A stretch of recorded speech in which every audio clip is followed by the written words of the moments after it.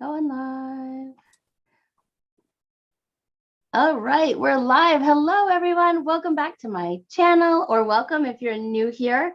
I am here today with a super important topic that I know a lot of teachers have been asking me, and I just didn't have the right answers. Oh, time to collaborate with Rebekah. That's what that timer was for. But lots of teachers have asked me, and I don't have experience with it, so I am bringing in an expert today. So, hey, Rebekah. Hey. How are you doing? I'm good. Good. Yeah. And how are you feeling? I'm feeling much better now. Deep into the second trimester of my third pregnancy. So that's good. Officially 21 weeks now. Are you? Oh, yeah. So excited. I was just now ready for the bigger half. Right? Whoa. You're halfway there. Right? Awesome. I was just talking to my son and his wife, and I'm going to be a grandma soon, so I'm just so excited for this topic. And yes. All right, well, let's get into it right away. I don't want to keep you for too long, because those of you that have been here know Rebekah and I can pretty much talk all day if we wanted to. So now, when you started online teaching, you already had one child, right? And she was about 5 months old when I started online teaching. What gave you the courage to say, yes, I can handle this? I know that's like a huge question, but it's been on my mind all morning when I thought about I was talking to you today. Well, I had to start slow. I was a brick and mortar school teacher for 5 years. I taught kindergarten for 5 years, and my firstborn was due in the middle of May. So I told my principal, when the baby comes, I'm done. Yeah. Like, I'm done with the school year, but then I also want to be home with my baby and help raise her. So this will be my last year of teaching. She totally understood that. Yeah. So I just took maternity leave, the last 3 weeks of school, and then just summer, so that kind of worked out. But during the summer, we realized we cannot afford to live off of just my husband's income. Mm-hmm. I needed to work, but I didn't want to leave home, like with a newborn who's struggling with, newborn stuff and not struggling with sleep. I'm like, no. Right. We went to interview a job, and because I had more experience, they offered me the full-time job and him the part-time job. I'm like, no, it needs to be the other way around. Right. He needs to work more so I could be home to recover. Right. And be with his newborn. So that's when we found on Craigslist, VIP Kid. Really? Or like, this is like 2016. Like, is this a legit company? I mean, this is a baby company, VIP Kid. So I'm like, okay, it is going to be super early morning. It's like 6 to 8 a.m. or before, but I'm like, no, we're going to start at 6 because I sleep in. I am a night owl. 6 is like early enough. That sounds funny. If you know Rebekah from like as of late, her teaching schedule and sleep was it's been a mess because later on I was working 4 to 8 every morning, and I was bringing in big bucks, but I had to work up to that. You start slow, and at the time VIP Kid only had 3,000 teachers. Wow. I mean, it was a baby company. On its peak, it had 100,000 teachers. So I was there at the very beginning. And so I did that for, 5 years. And that was kind of like my only income. And I'm like, okay, this is great. I will work while the baby sleeps. And then when the baby's awake, I can be mom. And then I can bring in a little bit of side income. And I'll sacrifice my sleep, but I can nap when she naps. Yeah, right. And I can try to go to bed early. Kind of just kind of like survive off of a little bit less sleep. Right. And so like, that's all she knew. And thankfully I had a baby who loved to sleep in. So she always slept in past 8. I was always able to, finish my feedback. And then we start our day off, slowly. Right. And so, that worked great. And did that for a couple of years. And then I had another kid. So then I had to experience being pregnant while teaching, because the first one I was brick and mortar teaching while being pregnant. And then she had already established a sleep schedule by 5 months before I started. I'm like, okay, how do I do this while pregnant? So you're pregnant with a young one. Yeah. So when I was pregnant with my second one, my first one was 3. Well, she turned 3.5 at birth. So there's like 3.5 year gap. So still pretty young. So I'm like, okay, morning sickness, what do we do with that? And thankfully, I've been blessed with very minor morning sickness. It kind of hits me later in the day.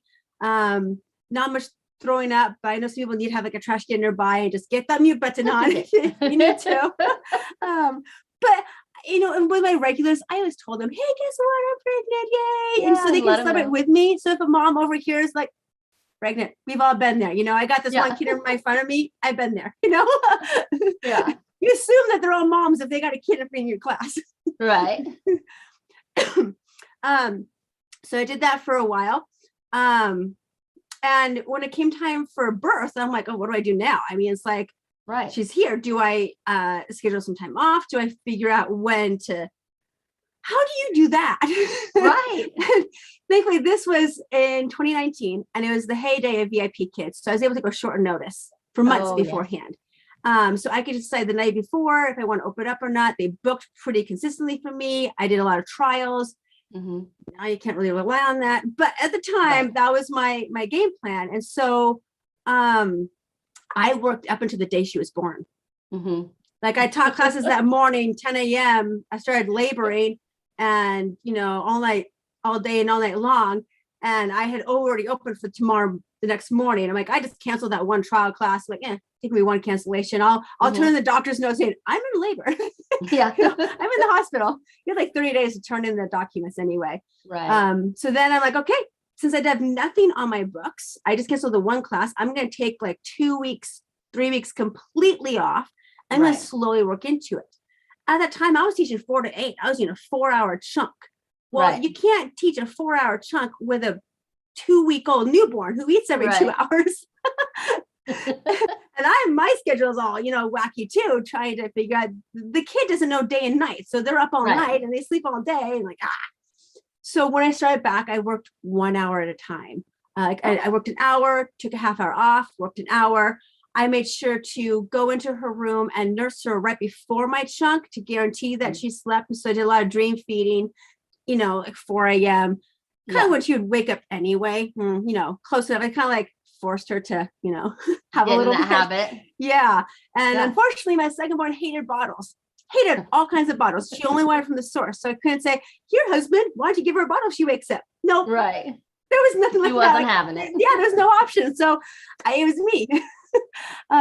So I just made sure that she was fed and back asleep before I taught. And then I slowly made them small, longer and longer chunks, depending on what she could handle at the time.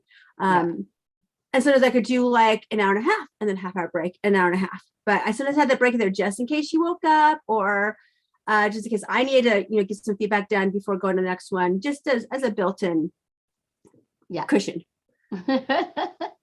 And then she became a toddler. I remember she had like baby gates, so Rebekah could watch her, but she couldn't get into the classroom with you at the time, right? Yeah, she did welcome herself a couple of times. So I figured out a way to get her to stay in her like room in the hallway, gave her some safe toys, gave her like a nice place to just make a mess.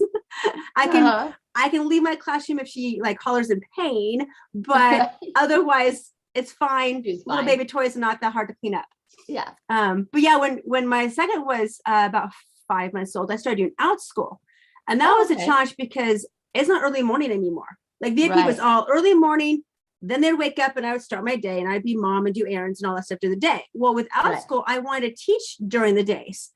So thankfully I had established a pretty regular nap routine. I was really, I really wanted to get her into regular morning nap and afternoon nap. At the time she was doing 2 naps. So all my classes were morning nap for a half hour and afternoon nap for a half hour. Later I was able to do like an hour and an hour, but I had to, that was a little harder to do, but I wanted to do more classes, but I didn't want to do it when she was awake. The hardest part for me was when she transitioned from 2 naps a day to 1 nap a day. But I still had these ongoing classes in the morning. I'm like, I remember. Oh no, what do I do? I don't want to cancel these sold out ongoing classes that are making some big money from me. Right. But we're home alone, she and I in the mornings because husband's off working. And my oldest was in preschool at the time in the morning. So it was just the 2 of us. Like, you don't really like TV yet, but here's a little show and just play with your toys in just a half an hour. Aw, I love it though that you were flexible and you understood that you have to, schedule around your kids. And that's something that I think when moms are thinking about it, they're just thinking this baby is going to eat, sleep, poop, or not sleep. And then how am I going to do this? But I think how you took it in chunks and just took it in stride, I think that's awesome. Yeah, and it helps if you can establish a routine of some sort. Now, I know babies are babies and they do what they want to do. They wake up when they want to wake up. But it's nice if you have a predictable routine, then you can kind of predict when you can put these classes in during the day. Yeah. And I'm going to have to go through that all over again with the third kid coming on the way in August. I know it's exciting. So in August, I'm going to just take like the whole month off or just do 1 week at a time. And I'll just prep all my classes saying, hey, if I have to cancel next week, don't worry about it. I'll come back. My plan is to not close those ongoing classes, just take a 4-week break off of them. So like I will stop, say early August, then I'll have like a 4-week chunk of nothing. And then I'll start up again in mid-September. So to them, the schedule is going to continue. They will still stay enrolled in the class. They just won't pay for anything in that chunk. Oh, okay. That way I don't have to lose and refine people. Now, if they decide to unsubscribe during the time, that's up to them. But that way I don't actually like lose everybody. Right. I can just say, I'll come back and I'll just come back slowly. Hopefully this summer I can get a feel for which classes are doing well, which ones are not. If it only has 1 or 2 kids in it, I might say, hey, do you want to transfer together? Close that one down. So I'm going to close down what I can. So instead of having 10 ongoing classes a week, I might do 5 or 6 a week. So it's more manageable with a newborn. I'd rather teach more sold out classes than one, and have them like cry, in the other room. Do you think it's important to build a rapport with the parents as well so that you can tell them like, I'm pregnant, like you mentioned, or, I've got a baby on the way, or I think so. I've got a newborn. And then I haven't verbally told them yet, but I did kind of write it in one of the class descriptions where I listed all my cool science experiments from like now until like August and said, okay, we're going to take a break in August because I got a baby coming. And then I'll start in September. They haven't mentioned it yet, but I'm thinking as I get closer, like maybe June or July, say, hey guys, just a heads up. Look, surprise. I'll take some time off and then I'll just come back and show pictures later, when the baby's born. I'm sure the moms would like that. I can't wait for pictures. I know. So do you have any tips that you want to share with either new moms to be that are online teaching or some encouragement for teachers that are having babies and want to get started? It's totally doable. Yeah. You might think that, I can't teach online because my kids need my time, and they do. They need your time, but it's doable. You plan around your family, and your out-school kids or your other online kids will find you. Yeah. So you don't have to figure out, okay, when do my students want to book me? No, when am I available? Make your family a priority and work in chunks. Don't work all day long, work in chunks. So you have chunks for your family and you can spend time with them and have meal times with them or have play times with them. Right. I try to have all my classes done before 3. So then when I pick up my daughter from kindergarten now, we can just have family time. Excellent. So I do my best to teach when it works best in my schedule. Right. That's awesome. I had one more thing I was going to say. And of course I forgot it. I thought it was, all right. Well, I guess I'm not going to remember that one, Rebekah. So that's okay. It'll come. Oh no, I think you're frozen. Is it you? I know my computer did something weird right then. I'm coming back. It's a cute picture that you're frozen on though, but you're still frozen. Oh, that's good. Yeah, this is my computer needs a little bit extra love and care. Hold on, I'm coming back. Okay, we'll give you a second to come back. Glad you can still hear me though. I saw like some statistics about teachers leaving brick and mortar teacher. And the other thing I saw was 50% of new teachers will leave within their first 5 years now. Yeah. And they're looking for like online. And so I had a teacher reach out to me 2 days ago wanting to do something online. So I messaged and she said, but I have a newborn. So that's partly why I wanted to bring this important information to them, because it's just, you can do it. I haven't done it though. So and just start slow. Go see my friend Rebekah. Start slow. when I started out school, I started slow because I was building my business. So I was able to build slowly around the nap schedule. Well, now that I'm established, I figure out, okay, this is different now. Now I have to like reconfigure a little bit. So every time you teach is different. Every kid is different. Just take some time off if you can. Oh, another thing I did is because you have 9 months of pregnancy, start saving now. I mean, if you already have a newborn, that's fine. But if you know that you're pregnant, take those 9 months, work a little extra harder each month and save some aside. And just go, don't touch. That way, when you take your month off or 2 months off, you take from that fund to kind of pay yourself. So you're like maternity leave. That way you don't feel so guilty about taking some time off because you've already saved for that. Oh, excellent tip. Thank you. All right, Rebekah, well, thanks for helping all these newbie moms or new to online teaching with kids. And if you have questions, reach out to us. I will get them to Rebekah, and her links are below for OutSchool. So if you have kids and you want to put them in classes, sign up using her link, or if you are looking for teaching, her link is below as well. So and here's my kids. Those are the two I've got so far, and they love making messes with me and trying out my science experiments together. And I'm sure the third one will too. They're so cute. I love that you let them do all that fun, messy Sometimes stuff. they test it before I teach. Sometimes I teach, go, here, have fun with my leftovers. That's awesome. See, you're teaching them right along with you. Oh, I just remembered what I wanted to say.